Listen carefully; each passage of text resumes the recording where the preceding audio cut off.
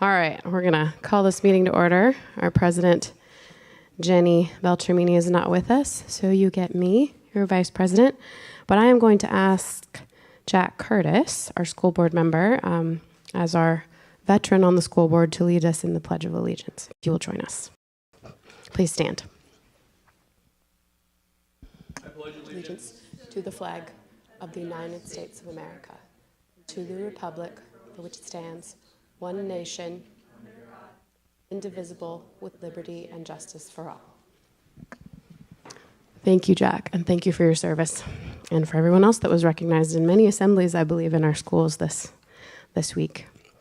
Sorry, I guess I already did attendance, but we have 3 of our student board reps. Zephyrin is not here because he is doing opening night of the AHS play tonight, so make sure to see that this week. Can I get a motion to adopt the meeting agenda? So moved. Thank you. And a second? Second. Thank you. All those in favor? Aye. Thank you. All right. That looks like up first we have a Mount Erie presentation. Thank you, Mr. Schwartz.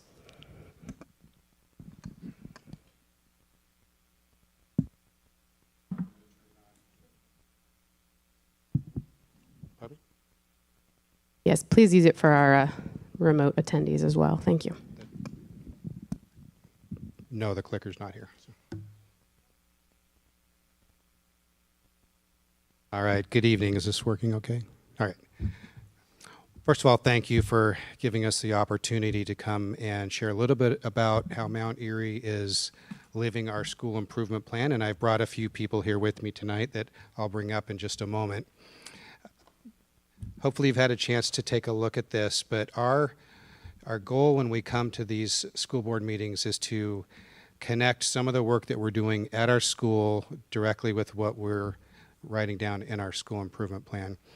And one of the things that we focused on a lot last year, and I know that the board's familiar with the new student growth goals that teachers were working on, but we focused on student engagement a lot last year.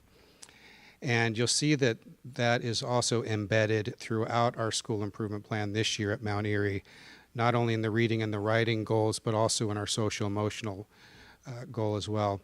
The reason for that is twofold. One, when we looked at our panorama survey results from spring of last year, which was April, our student engagement scores were quite low. And when I say low, they were in the 20th percentile nationally. And we were lower than the district average at Mount Erie. And those student engagement questions that they ask are directly tied to what you see on the student growth rubric, and so you're talking about emotional, behavioral, and cognitive.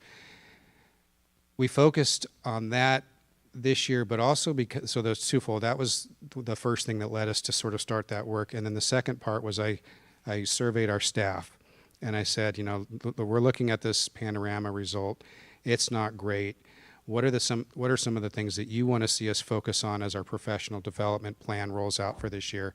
And it was almost unanimous. It was all around student engagement, particularly the behavioral part and the emotional part, where you're looking at engaging and getting hard to reach students to engage in the school.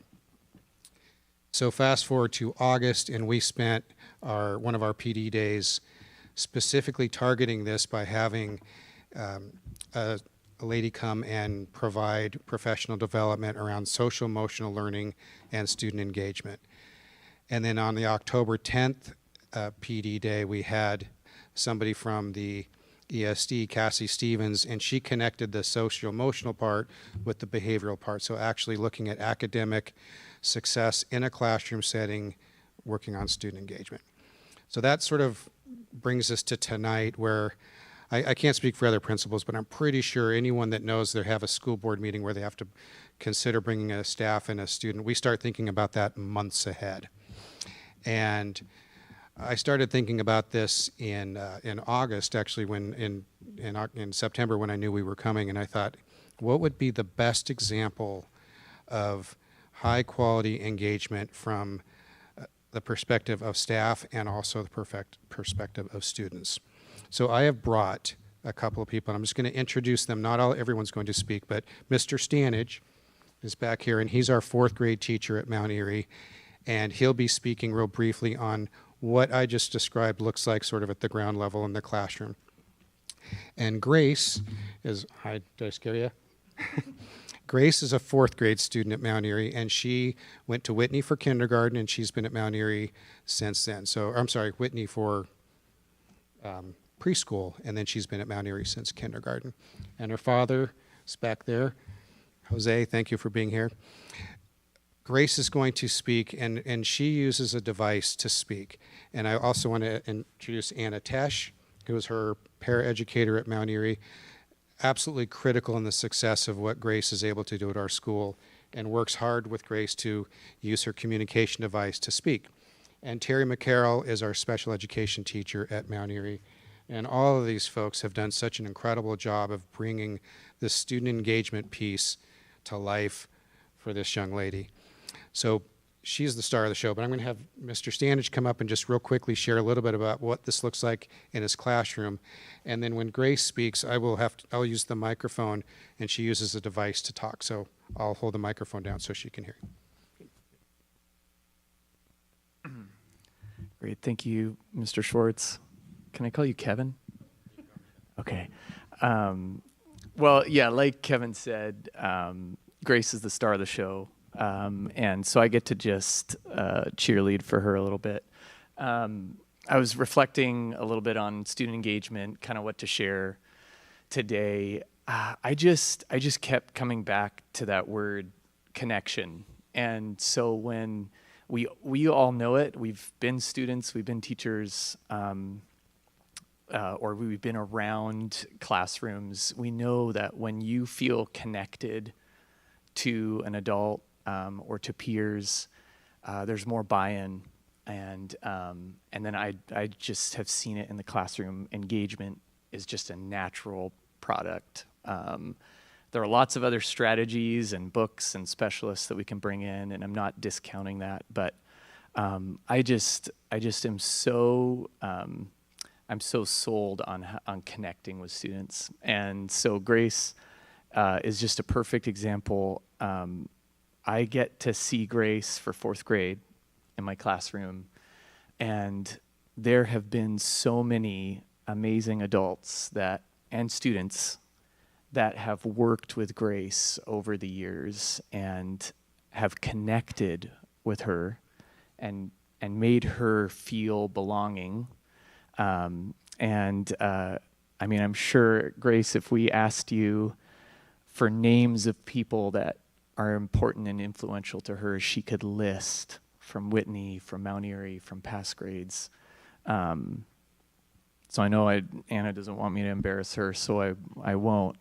But just the amount that she does to connect with Grace and to support Grace in the classroom. Terry as well.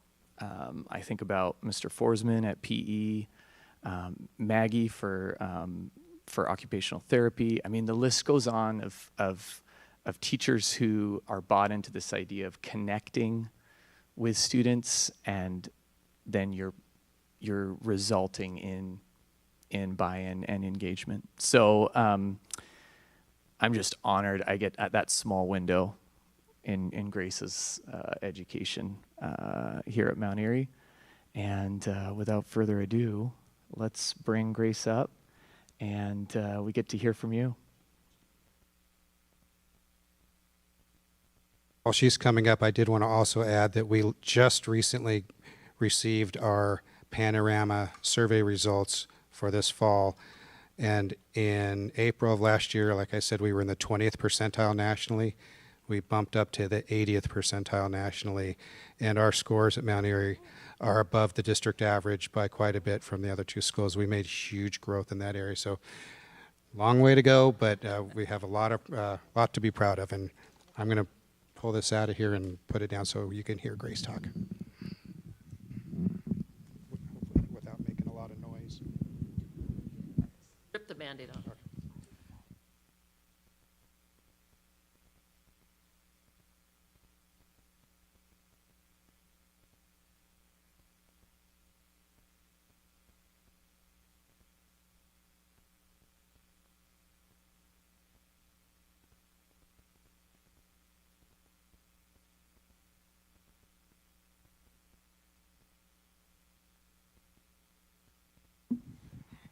tell each other a joke.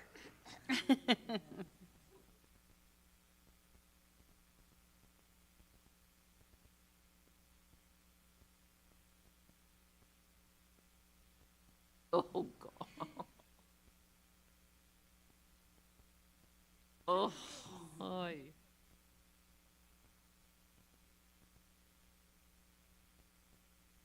Amazing slide presentation that has. We have time. We wanna see it. So take your time. Thank you all for being here. I'll thank you now. Not getting an email.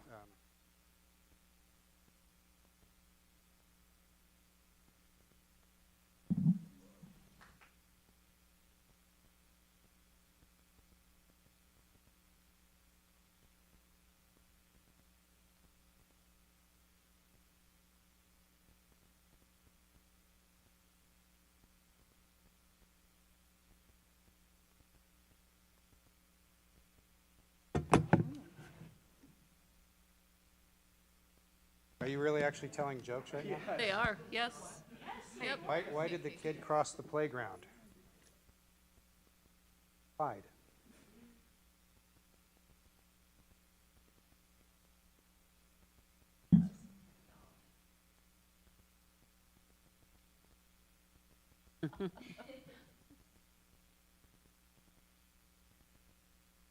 That's it, yeah.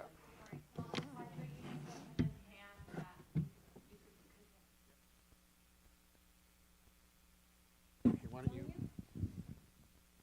Okay.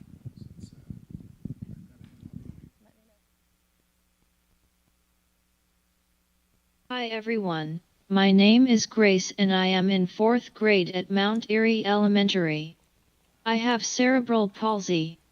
That means that my body sometimes doesn't listen to my brain. I use eye gaze and this device to communicate because sometimes people can't understand when I'm speaking. I need an assistant at school to help me with things like eating, moving and learning. I love my school because I love the people there. There are so many grown-ups who care about me and want to help me learn in my way. Miss Libby and Miss Maggie come once a week for OT and PT time. I get out of my chair and move my body. I love OT and PT time and wish they could come every day. PE used to be super frustrating for me because I couldn't do what other kids were doing. Now I use my walker and chase my friends. Mr. Forsman is always trying new things to help make it more fun for me. This makes me feel accepted. I was feeling upset about the recorder lessons this year in music because I can't blow into a recorder, but Miss Arnold and Miss Tesh made me buttons on my device with the notes. This made me feel joyful because I love music. Even though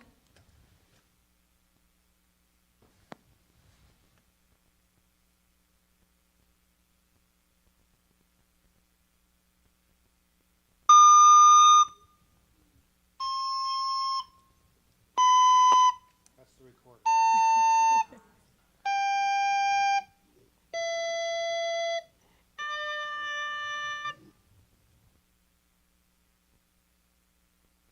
love.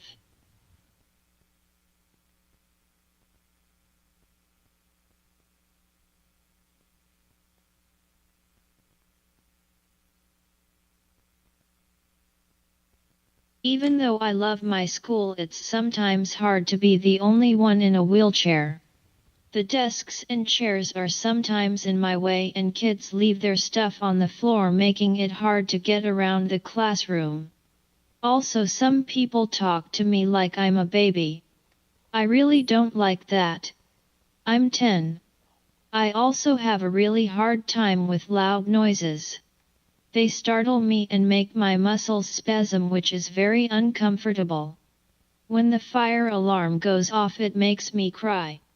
I'm also just like other 10-year-olds. I love my family and playing with my little brothers. I really like my dog, Luca, and would like to work with animals when I am grown up. I also love to read books about animals. This year the PTA is helping our class go to the Seattle Aquarium on a field trip.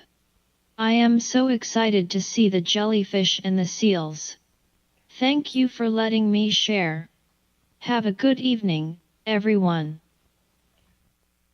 Thank you, Grace.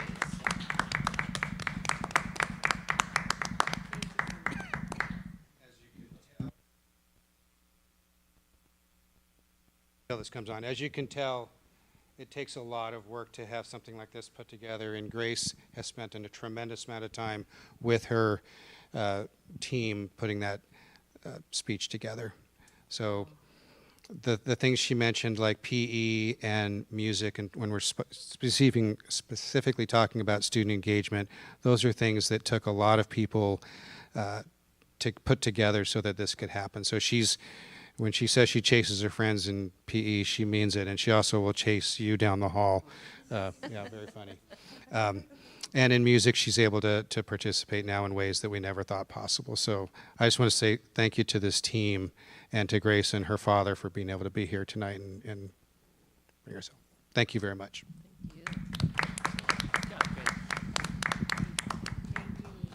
Kevin, and thank you, Grace, and the entire team, Mr. Stanage, Terry, Anna. Thank you. Grace, I think I always like the jellyfish best, too, so hopefully that's fun when you get to go. Next Thursday. Oh, it's soon. Excellent. Have fun. It's a wonderful presentation. Thank you.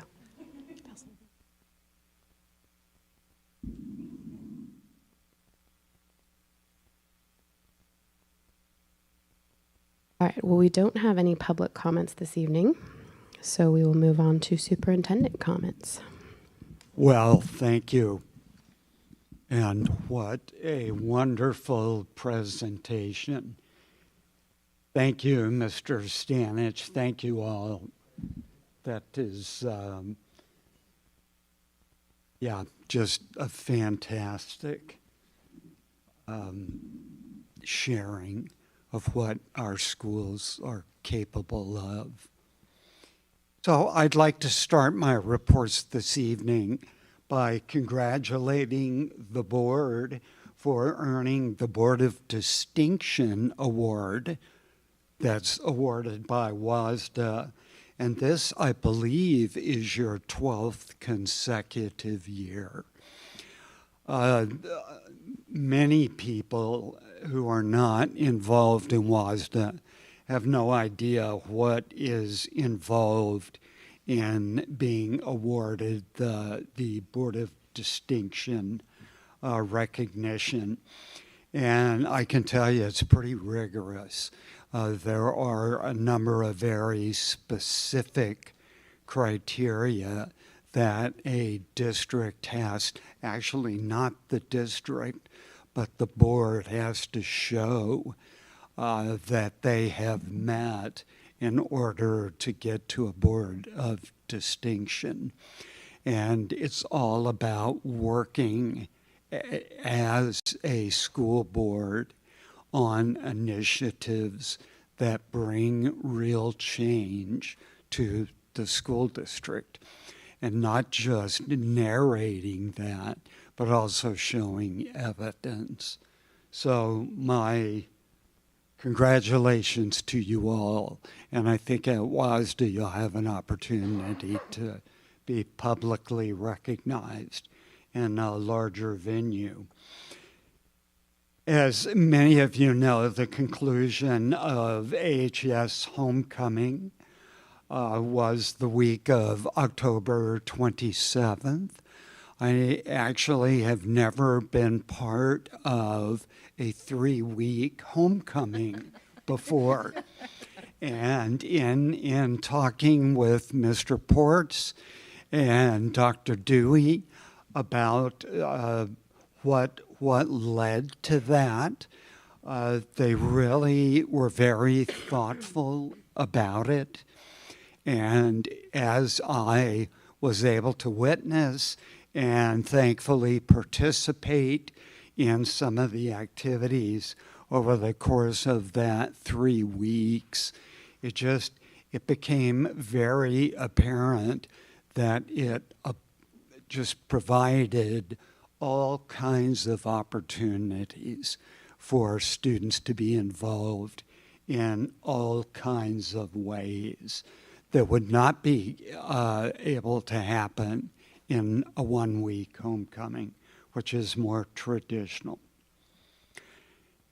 In addition to their classroom performance, our students are excelling in a number of extra and co-curricular activities.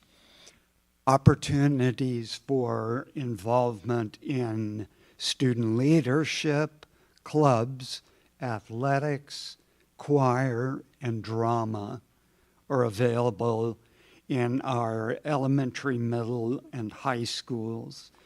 Band is available for students in grades 6 through 12. I'm looking forward to seeing the AHS fall play that our student board rep, Zephyrin, is a part of, and I am seeing that this Saturday. The title of the play is Deep Blue Sound. That'll be followed by an AMS, Anacortes Middle School production of Beetlejuice, which opens, I believe, on November 20th, so a week from today. Just two great examples of opportunities that we're able to provide for our students. The high school hosts a send-off for our girls' swim team to state tomorrow at 8:05. And I would be remiss if I didn't recognize our own student board rep swimmer, Allie Claridge. Allie, we wish you all the best in Federal Way. It takes a lot to get there, and you've done a tremendous amount of hard work. Our girls' soccer team won last night, and they play Bainbridge this weekend in the second round of the state tournament. Seahawks football hosts Stillicum for the first round state game on Saturday at 1 p.m. Our Seahawk cross-country girls placed fourth, and no, I think I have that incorrect. I think the boys placed fourth, and the girls placed third at state, and senior Dylan Rowell earned the title of state cross-country champion for the second consecutive year.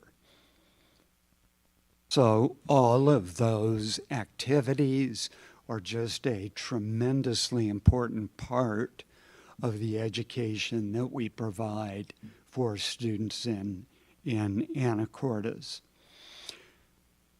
We are currently looking for community members who are interested in being on the committees designated to write pro and con statements for our February 10th levy election. And individuals who are interested in one of those committees should keep their eye out for a press release that will be forthcoming shortly. I will be traveling to the board, with the board, to the Washington State School Directors Association conference on November 20th to the 22nd, and I know we're taking a full contingent of our student board reps as well, and that always is just a very robust learning experience. Due to the increase in public records requests, we will be scaling back on first readings for policy updates the next several months. So I wanted to make sure the board was aware of that. And I'll close by announcing our substitute bus driver recruitment fair, which is scheduled for next Wednesday at the Anacortes Middle School Library from 5 p.m. to 7 p.m.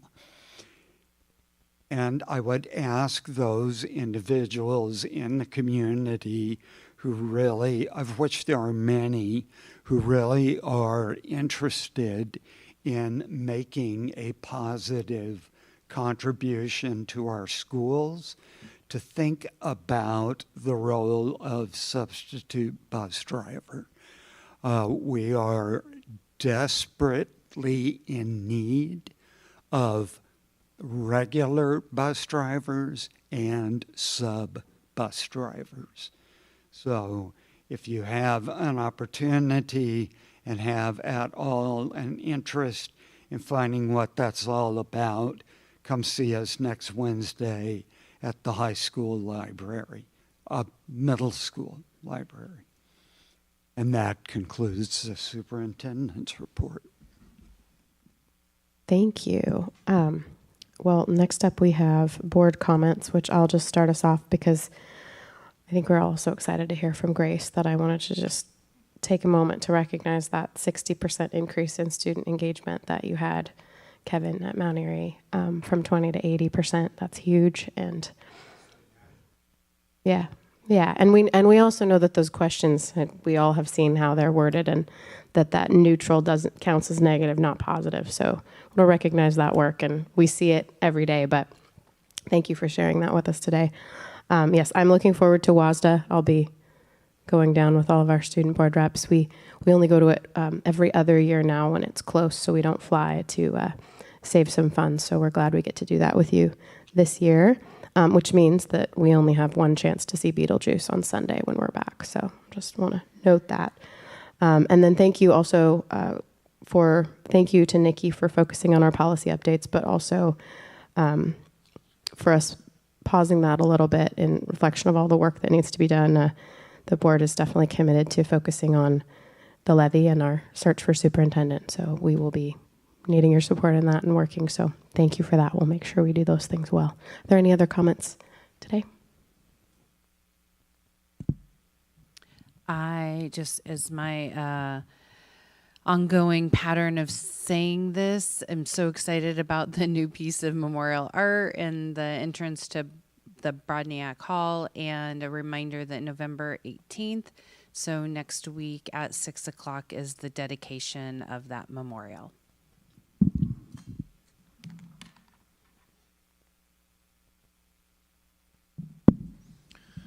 I just wanted to add a little bit of color to one of Dr. Bruner's points about the girls' soccer team. The last time they played in a state game was in 1985, and then the year before that was in 1984. This is the first time they've ever won a state game. So big things, super exciting to see all the hard work. And big shout out to the coaches and the volunteers that are coaching and mentoring those young women. Pretty awesome.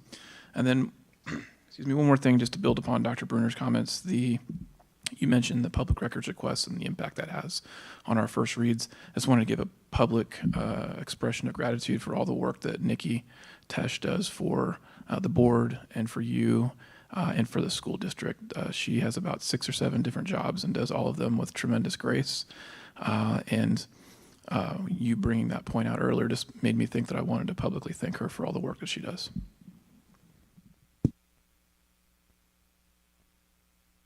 We're very grateful for you, Nikki.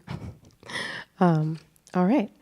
Now we have our student board representatives with the building report. I believe that it is actually Allison Claridge who will be reporting on Mount Airy this evening. It says Zephyrin but it's Allison, I'm pretty sure. Thank you. Okay, so this month I had the pleasure of speaking with Mr. Schwartz over email. The questions that I posed for him primarily focused on like student belongingness, student voice, and collaboration. So my first question for him was, how do you prioritize students' well-being and emotional growth? So at Mount Erie, they integrate social and emotional learning into daily routines via ruler class meetings. And if anyone is unfamiliar or listening on the little live stream is unfamiliar with what ruler is a social emotional learning strategy or emotional intelligence learning strategy that stands for recognizing, understanding, labeling, expressing, and regulating emotions in oneself and others. They also utilize counselor classroom lessons on SEL and maintain open communication with students. This helps create a safe environment where students feel comfortable expressing themselves in school.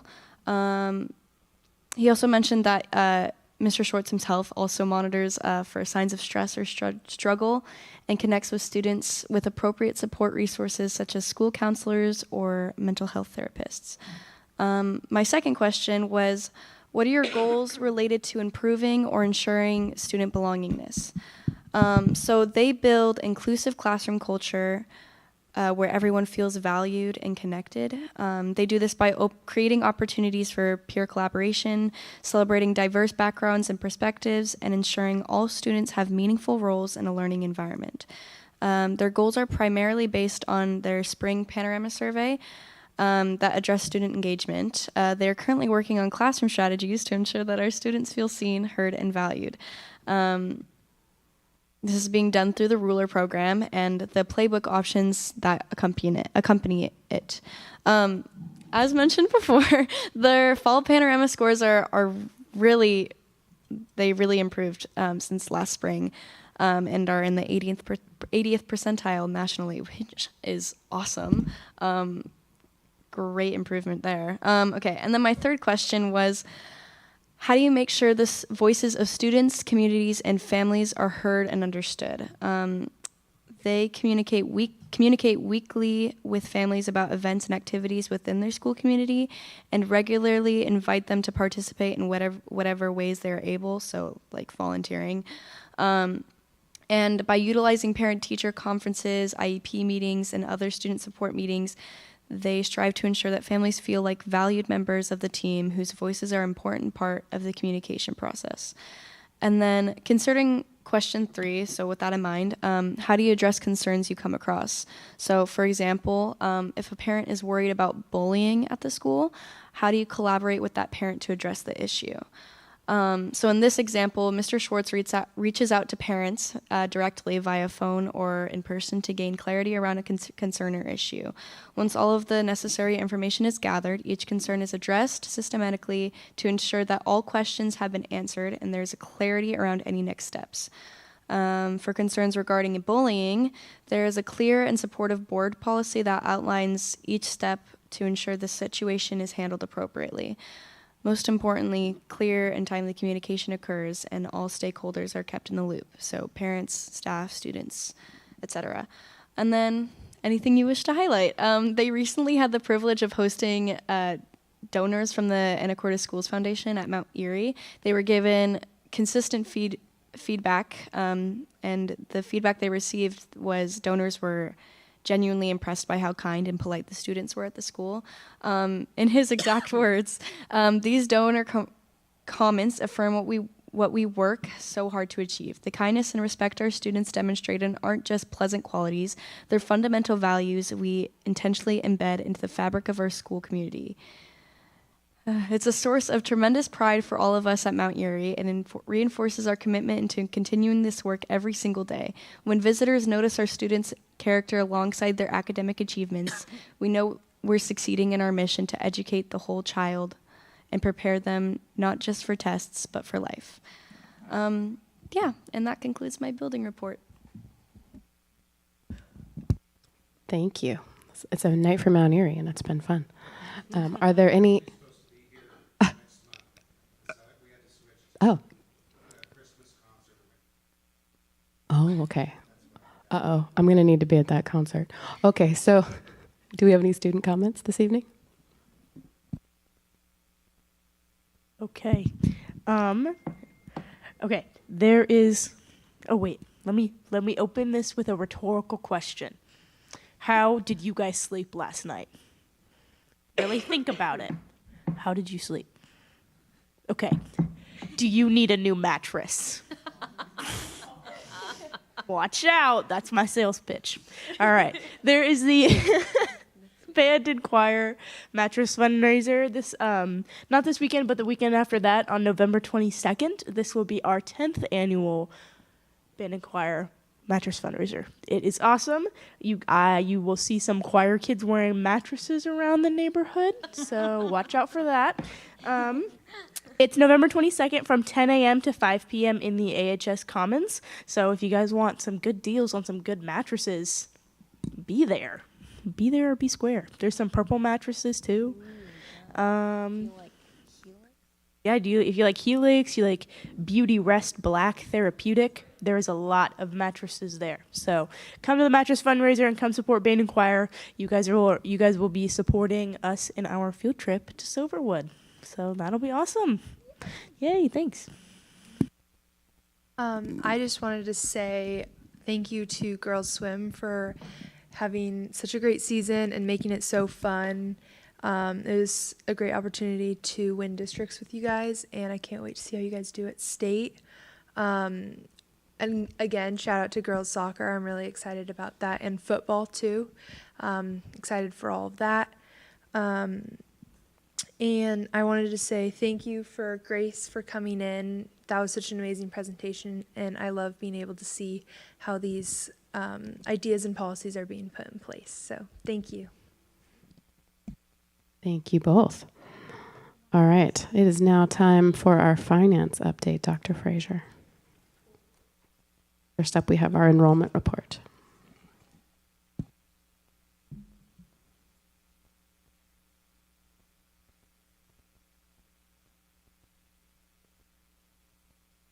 Well, enrollment and the finance report both go together, so that's okay. We'll do them all while we're up here.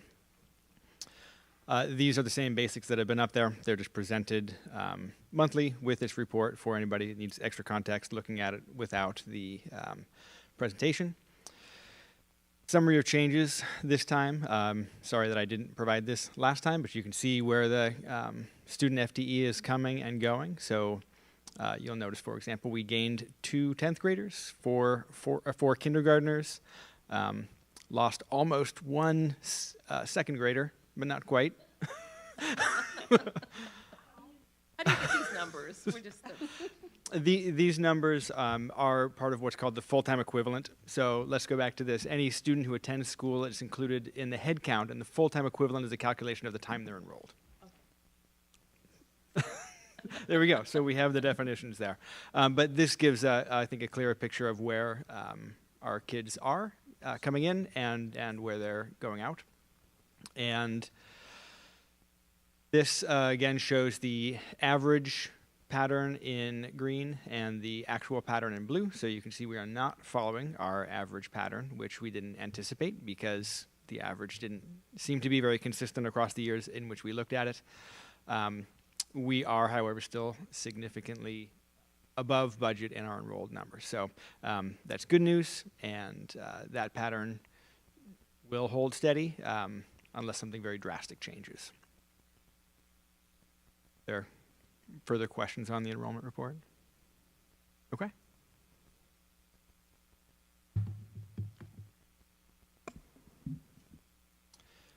So we go now to the year-end financial report.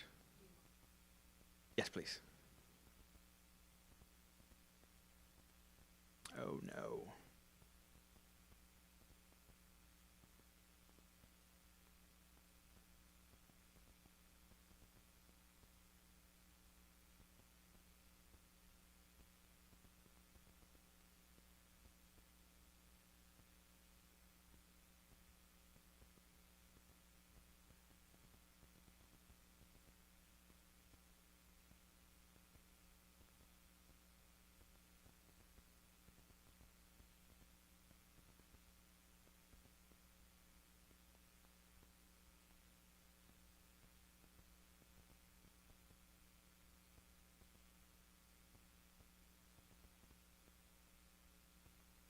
Now everybody has access.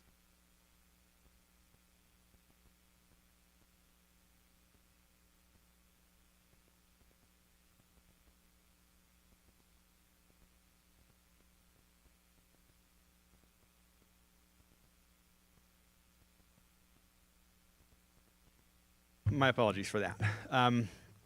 So also linked with this year-end financial report is the actual financial statement. There are copies of it available if anybody wants to follow along. The report that I will walk you through in the presentation here does reference this report. You don't need it. But because the slides are a report of a report, I thought I would include the actual report and references. So let Nikki know if you'd like a copy of it to follow along. It's also digitally there in the board folder and on the agenda for everybody.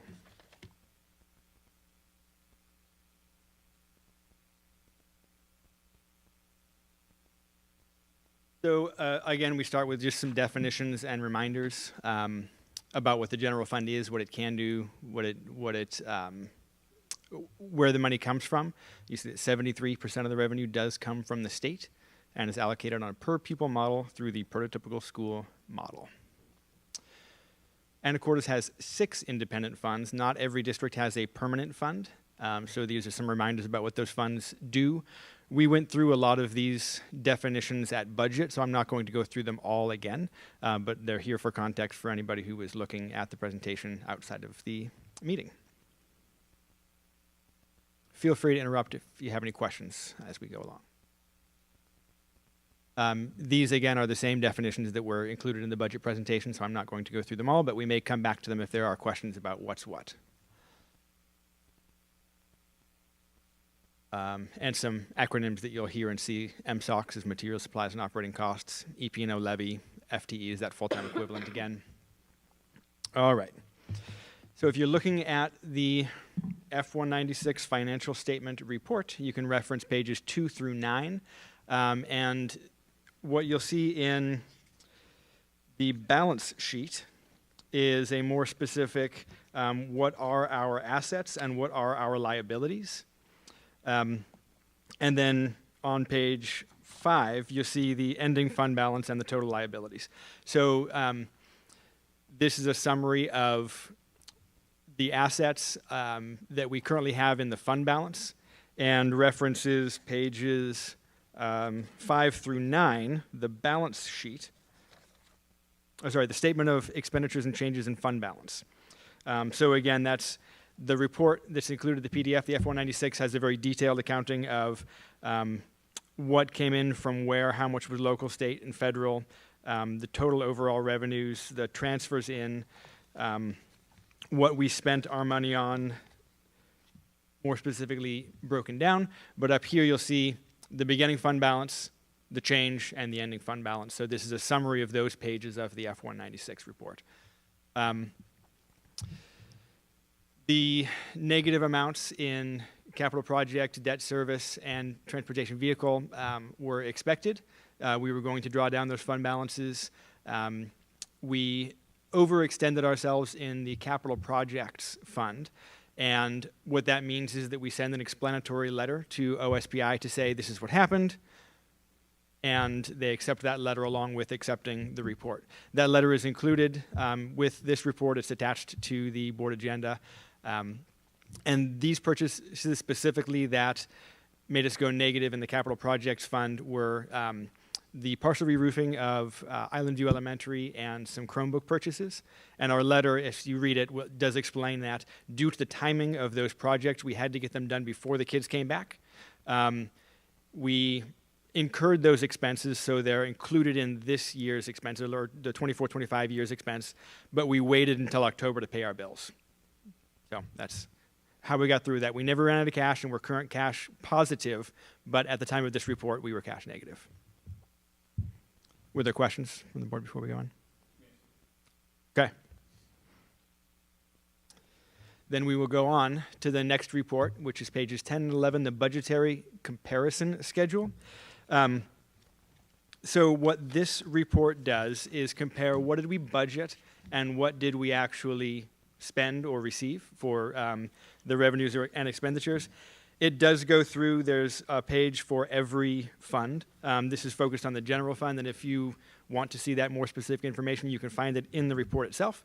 One thing I would like to note, there are some notes there that come with it, but some of the budgeted fund amounts have capacity built in, which is to say, we may spend a little more than this, we may receive a little more than this, so we're going to build in an equal amount of extra revenue and extra expenditure into the budget. So there are some numbers in here that are higher than what we actually expected, but they're in the budget as capacity. The total revenue in this does not include other revenue. So if you're just looking up the actual column and saying, wow, we have a lot less revenue than expenditure, that doesn't include other revenues such as transfers. And it adds backwards in some of them. So if you really are looking at this carefully and you want to look at it, the revenue we budgeted to receive $48.7 million in revenue. We actually received 47.9. The difference there is 778,000, and it's listed as a negative, so it's actual minus budget is a negative variance to the ending fund balance.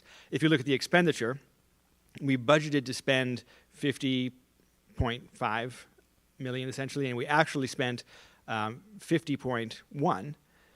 So that one you're taking budget minus actual, and you get a positive change to the fund balance. So the variance, whether the variance is positive or negative, is what the net effect on the ending fund balance is. But if you're looking at it more closely, it does add up backwards in different rows. So don't let that confuse you. I had to walk across the hall and find somebody who wasn't in finance and say, I've been staring at these numbers for too long, or something is weird here. And they confirmed that something was weird there. So don't let that confuse you if you get into this section of the report. Under the expenditures, the two sub-bullets there says over 1 million less spent on regular instruction. Is that due to declining enrollment, or is that due to something else? I don't have the information right now to say why that was necessarily. I don't have that information. I apologize. Oh, no. I can look and see what may have happened. Yes, there could have been some, because the enrollment was down, we have fewer costs for that. But yes. I would be interested to see, as we are pinching every penny we have, we've spent $1 million less on regular instruction, but 885,000 more on generally support services. So I'd be curious to see what is captured in each of those categories. Yeah. Because that's an imbalance that doesn't necessarily point towards our priorities. I or would maybe agree. it does, but we just need to know what's in those categories. Yes. And so the support services there that are listed, the big ones in there are transportation and food service. And those are programs that we know are not fully funded by the state. So that's what I would attribute the overspending from budget in support services to. Okay, that makes perfect sense, and thank you. But I'd be curious, though, if that $1 million less on regular instruction, if that is, in fact, tied to enrollment, or if it's because of other things. Sure. I can look into that for you. Thank you. Yeah. All right. Moving on to pages 23 through 31. The report of revenues and other financing sources. Again, we're skipping some pages here because if you look at them, for example, page 17 is the budgetary comparison schedule for capital projects. And you get the similar report that we just went through for all of the funds. And another one that we're skipping by is the schedule of long-term liabilities, which is on page 22. That's a report that if we were going out for financing, a company like Moody's Analytics might look at that one and see what our long-term liabilities are. We're not looking at long-term financing options right now. And in fact, I was on the phone with Moody's yesterday, and they are not changing our rating from A1 to anything else. So moving on from the schedule of long-term liabilities to the report of revenues and other financing sources. So this, if you look at it, shows pretty clearly most of our funding comes from the state. You can add up the 3,000 series and the 4,000 series, state general and state special. General is the apportionment that comes through just based on how many kids we have. Special financing is special programs like the Learning Acceleration or LAP program, which I'm blanking on that acronym right now, and it's not one of the ones I listed at the beginning of this report. Special education is one of those. It's a learning assistance program. Got it. Thank you. So those are categorical special state programs. Federal general is a little bit of federal forest money that you'll see there. It's not even $3,000. It shows up as a 0 on the pie graph that'll be next. Federal special spending, those are things like our food service, special education, our Title I, Title II, and Title IV for school improvements. Those add up to about $1.7 million.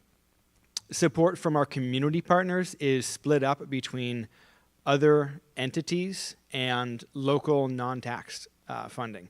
So the local non-tax funding is things like donations. It's also things like if we sell anything from any of our programs, if the CTE Foods program does a catering event and they sell something, then that would go into local non-tax.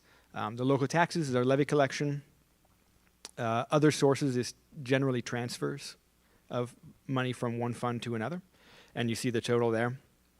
All breaks down to show that you can add up to 56% and 17% and see that 73% of our funding comes from the state. They are our biggest funder. Schools are state institutions. 16% comes from the levies, 2% from those other entities. So this is page 23 through 30 of the F-196.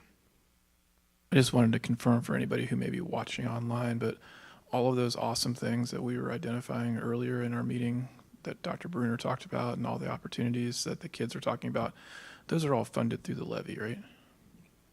Yes. Okay, thanks. Yes. There is not state funding that comes in categorically for athletics and arts and other enrichment programs. Those are all funded by the levy. Awesome, thanks. Of course. Thank you for clarifying. Similar breakdown with the expenditures. We're now on pages 32 and 33, the program activity object report. And that report specifically, if you want to look at it, has titles of things. For example, it says program title, basic education, and the amount there. ALE and how much we spend on Cap Sandy and those programs. Vocational basic education from the state, that's our CTE programs. So it's a very detailed report. And then there is a summary by these objects as well. So again, there's more information in the report, but I think this is the most pertinent for you. How are we spending our money? We are an organization of people for people. We hire people to help young people grow and learn. So it makes sense that most of our spending goes into people. There's a breakdown of the summary of those things. So you can see how much is actually supplies and materials, how much is purchased services.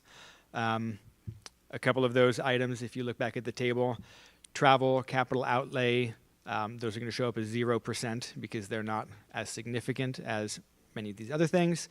And if you get a really simplified version of it, you could see that the vast majority of our expenditures does go to people in salaries and benefits.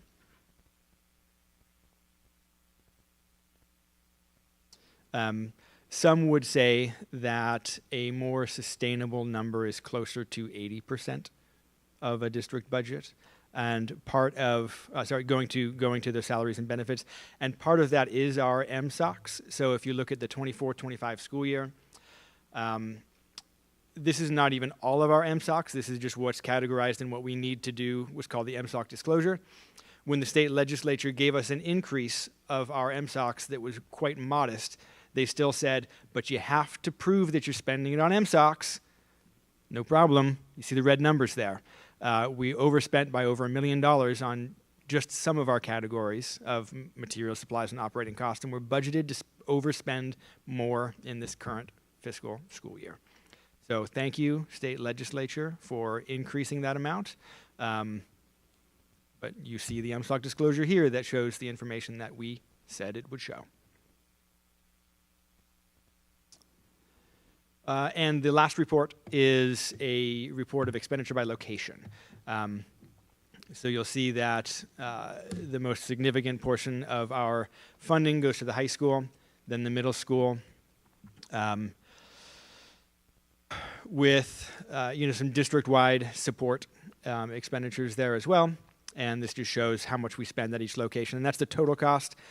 So it's, what does it cost to keep the lights on, the heat on? What does it cost for the staff at each location? And the Open Doors funding that's listed there is what you'll hear about soon. It's a program that we partner with local community college with to help dropout re-engagement. And that all goes to them directly. It doesn't come through the district. We work with them to report our enrollment, and they claim our FTE from the state.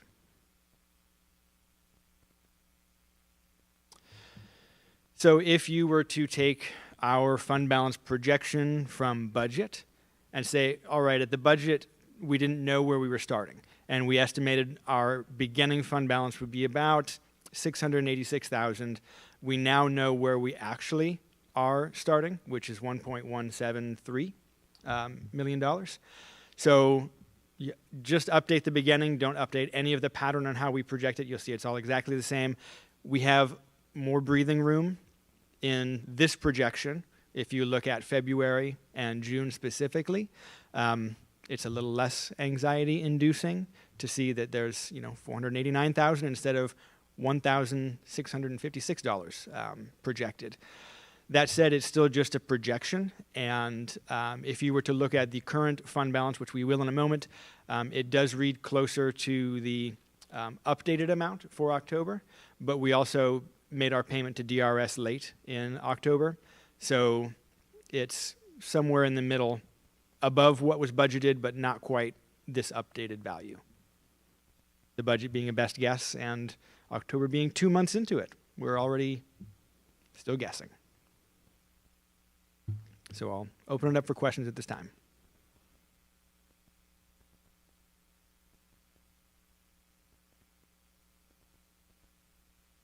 For anybody else who may be watching online, there's an all too often refrain when talking about public school budgets that why don't you just cut from the front office? Why don't you just cut from the administrators and the district staff? And I just want to point out that this is but one of the handful of jobs that we've asked you to do, and you've doing this really, really well.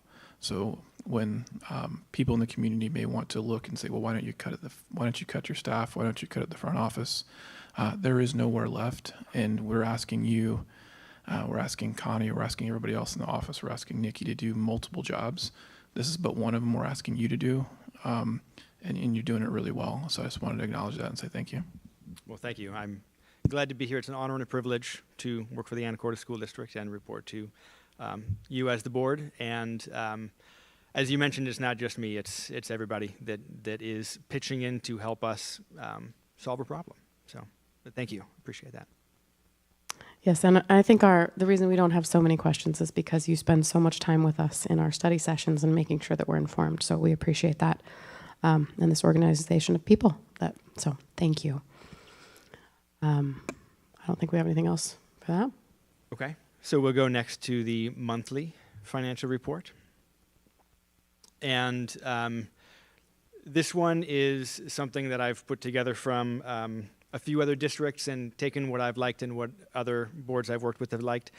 So this is one that we will come back to monthly for you to see, where are we currently at our state of finance. So if there's anything that's missing from this report, please feel free to let me know, and I'm happy to add it, or something you'd like done in a different way as we work together to figure out what exactly you'd like me to report on. This is related to what's called the budget status report. It's the report that's required by state statute to be given to the board every month. And this summarizes and visualizes that report. So there's our current fund balances in bold in the center column there. You'll see where we started, where we are, and the annual change so far. So in September, those changes would have been very different, but with our levy collections coming in October, that's the combined change of September and October. So you'll see we are solvent in all funds. Capital projects is in the positive now. Here we're tracking our revenue coming in. The gray line is what we expect the orange line to meet by the end of the school year. So you'll see it coming in incrementally. We've collected almost 10 million of just over 50.5 million that we expect. This will not always be linear. Some months we'll collect more, some months we will collect less. We'll have different amounts of revenue coming in. Currently, we've spent almost 8.6% of the 50.5 million that we expect to spend. This will be a more linear stair step. Our expenditures are fairly predictable. They'll be different between September and October because in October we have stipends and other payments to people that kick in that aren't in place in September. And there will be some variations based on how many coaches we have, how many plays or musicals we have going on, but this will be a more stair-step, incremental, predictable expense. And this compares the two. So there you see in September, we had more expenditures than revenue. It was a negative $452,000 change in September. That was expected. We always have lots of startup costs. Our grants have not been fully implemented yet, and we're not collecting on some of our federal sources of money in that way. So it's expected that September will always be a negative, and October, because we have levies in place, is a significant positive change to the district, almost 1.8 million positive change when you compare the revenues to expenditures, and that's where you get the total overall change that we looked at the table at the very beginning. I will note that because OSPI and the state legislature expect levies to be collected in certain months, they withhold a portion of their apportionment. So if you were to have an even 9.5% of apportionment divvied out over all of the months, we get even more money in October, but instead they give us 5% of our apportionment and they hold the rest to make their budgets look better until the end of the year. So they're counting on us to have those levies in place based on the actual funding model by which they disperse our money. And there's the actual fund balance. If you recall, we were, this 2.5 is closer to the 2.6. That's the updated version. It was just over 2.1 in the original estimate. But this $2.5 million fund balance does include a payment that was made on November 3rd to DRS for the retirement systems. That because I was so late in trying to get the class overages correct, I delayed payroll to try to include those as accurately as possible. And then the DRS payment needed 3 days to go through. So that payment, which is about $400,000 a month, will add up and double in November. So you'll see it go down probably more than the projection in November, but then equalize, and we'll have a fund balance that should follow this pattern fairly closely. And I will open again for questions and discussion.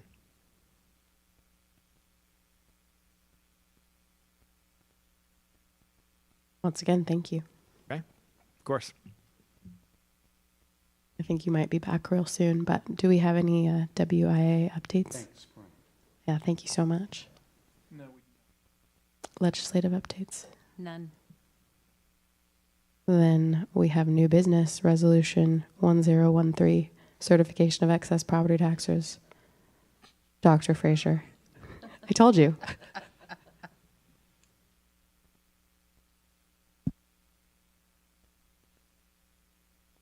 So this resolution is an annual recurring resolution that essentially allows us to tell the county auditor's office to collect our levies that have already been voted for and are in place.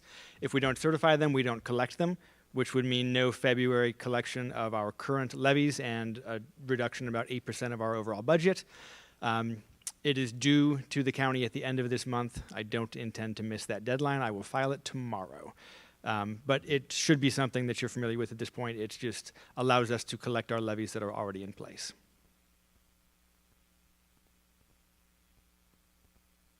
All right. Would anybody like to make a motion to adopt resolution 1013, certification of excess property taxes? I'll move to approve resolution 1013. Second? Second. All those in favor? Aye. Aye. Thank you. All right. And next up we have our school improvement plan. with the Open Doors program.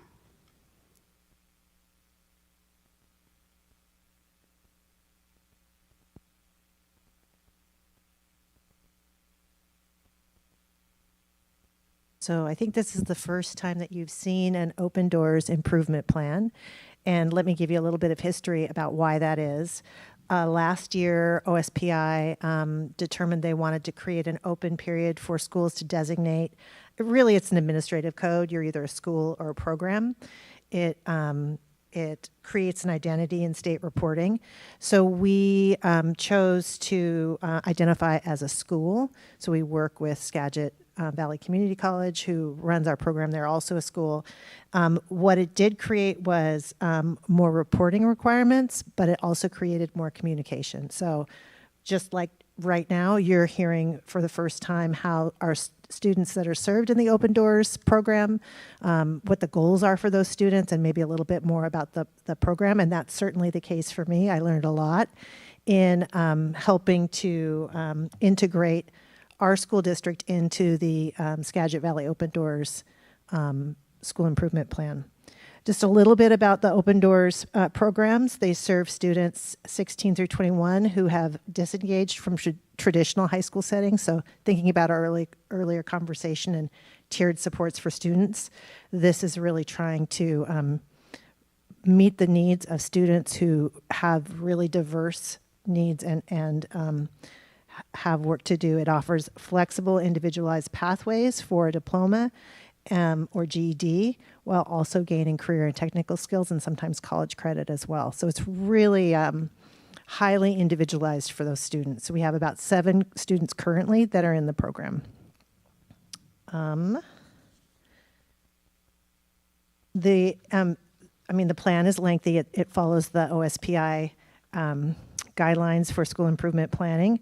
Their goals, so I worked with Amy Gustafson at Skagit Valley and then Molly Huggins as well, who oversees our program, to help to integrate our school district into the Skagit Valley plan.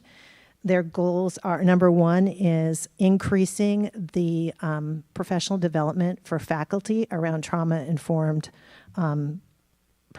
instruction, which if you think about what we've talked about, just kids really needing those wraparound supports and college faculty maybe not having that experience, they're wanting to increase that to 80% of faculty that work with our Open Doors students. So it would be our students, our 7, and then the other school districts that send students to that program. Their second goal was really interesting, I thought. They're creating a study space for the Open Door students on campus. So they previously had not had a designated space for those students specifically for studying. If you look around this facility and think about the atmosphere and what that brings to a student in terms of their thinking about academics and being a student and studentship, that was something that they wanted to focus on in terms of making a safe place for students. Often with housing insecurity or health concerns or social emotional concerns, like having that space was really important for that program. And then the third was increasing referrals to wraparound supports. So again, that idea of how some of what we talked about this evening in the study session, making sure that our kids that are wanting to accomplish their GED or graduate, move on to college, that they have all of the supports they need as a whole child. And those were their goals. I'm going to open it up for questions and see if you have any questions. I'll see if I can answer them, but I'm also still learning about the program. I don't know if I know enough to have questions, but Yeah. given our study session, I do really appreciate seeing this because I know that we hear from our principal here about how do we make sure those students are successful. And so this partnership, I'm really encouraged that we're working on that so that they can find success and that there's going to be some more pathways. I know I've met some of those students who've benefited from the program, and so look forward to learning more as you do and share with us. Yeah. Any other questions? It's been a good partnership.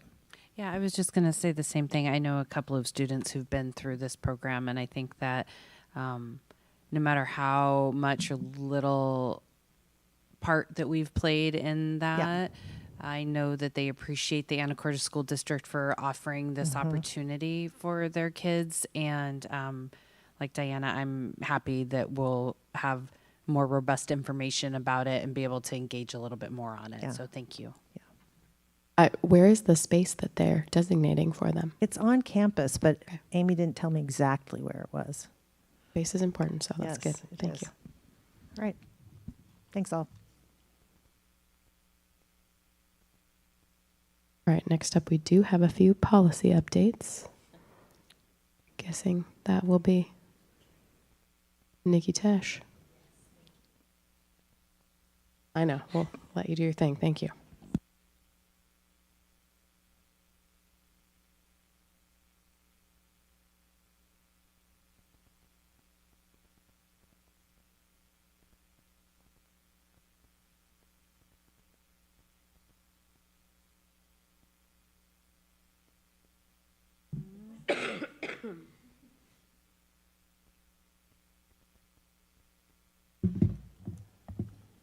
Ms. Farnsworth,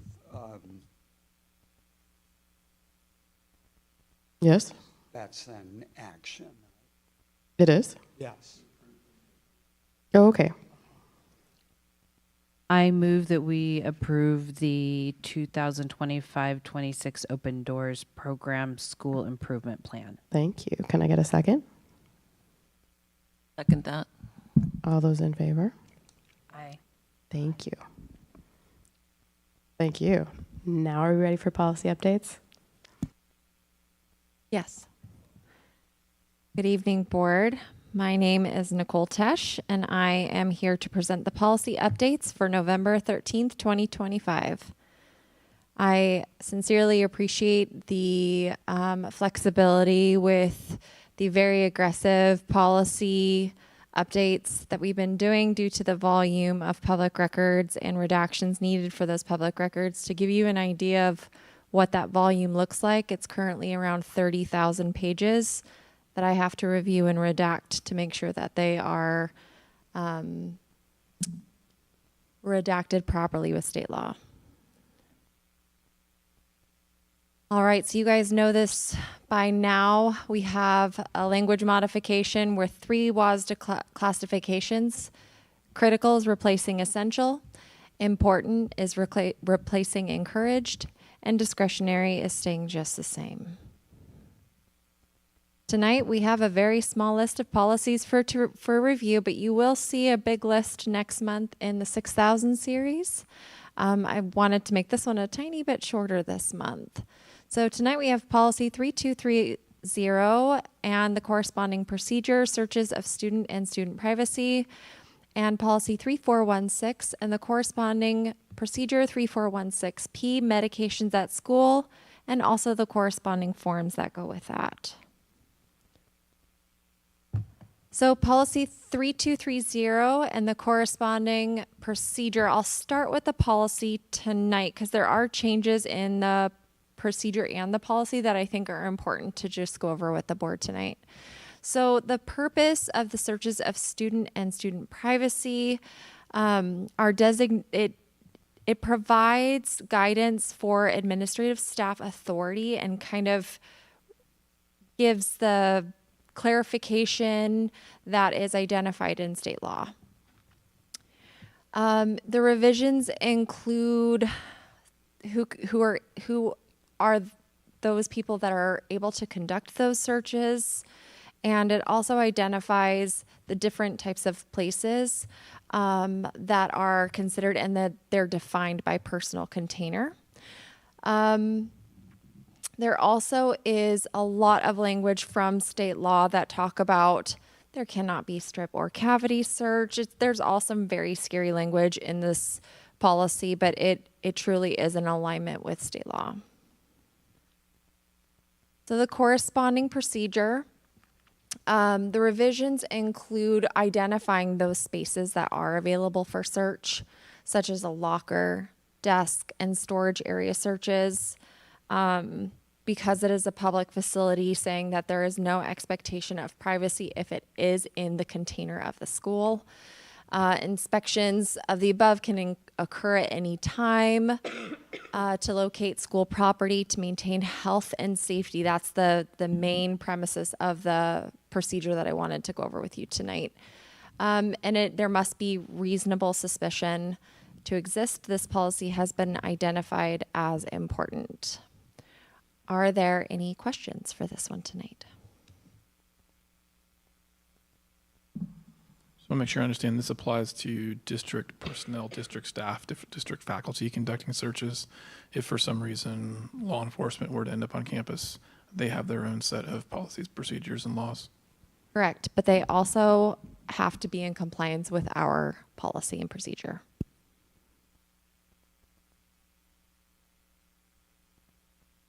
Any other questions? I appreciate us being in alignment, even if some of these things might be, I don't know if they're scary. I'm glad we have the policy there, and thank you for getting us aligned. These are necessary things, and knowing exactly who and how to do those is critical. So. Well, and just know that this policy has been in place for quite a few years. The language changes that were made to this policy truly indicate those spaces that are available. It was not defined in the previous version. So this really is for the protection of the district, protection of the staff, and protection of the student. All right, next up we have policy 3416 and the corresponding procedure 3416P, medications at school, and this is a first read.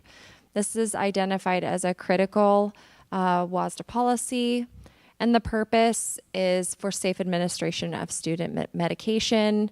And then it also gives a lot of guidance about how we can store medications, where it's permitted for self-administration and self-carry. The revisions include the superintendent's responsibility to set procedures for safe medication administration, which is 3416P. So good job, Dr. Bruner. Defines staff training, authorization, storage, labeling, and documentation requirements for student medication. Allows for student self-administration of certain medications and sunscreen. Previously, that was not identified in the policy, so that is very important that students were not able to put sunscreen on. Yep.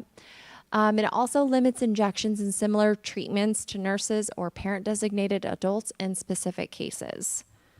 So in order to make our nurses' lives easier, we took a look at Form 1, Form 2, and Form 3. Form 1 is now rolled into Form 2, and Form 3 is now rolled into Form 2. So we've streamlined the medication documentation by consolidating the multiple forms. It is now one PDF. It is fillable by the families. It is readable by the nurses, which is very important, especially when it's for administration of medication.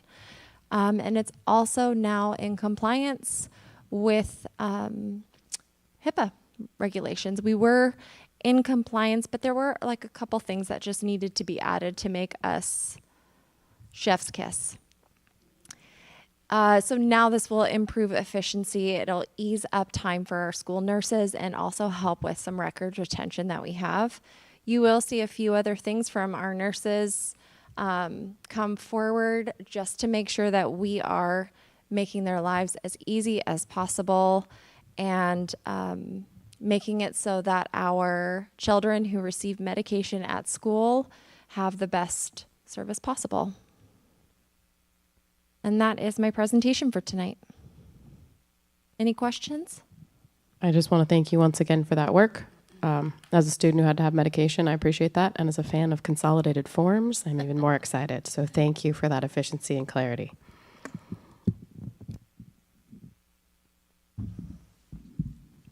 All right, next we move on to the consent agenda. Is there any discussion or comment?